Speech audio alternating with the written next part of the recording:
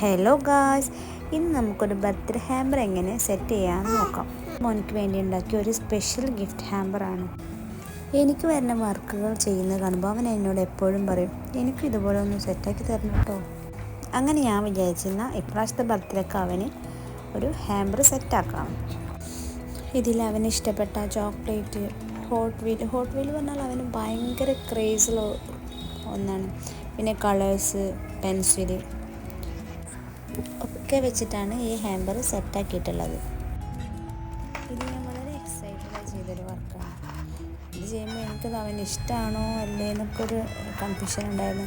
പക്ഷേ ഈ ഹാമ്പർ കണ്ടപ്പോൾ അവൻ്റെ ഒരു എക്സ്പ്രഷനും അവൻ്റെ ഒരു സന്തോഷവും ഒക്കെ കണ്ടപ്പോൾ ഞാൻ ഭയങ്കര ഹാപ്പിയായി. അപ്പോൾ ഇതാണ് നമ്മുടെ ഫൈനലായിട്ടുള്ള ഒരു ഔട്ട്പുട്ട് എന്ന് പറഞ്ഞിട്ടുള്ളത്.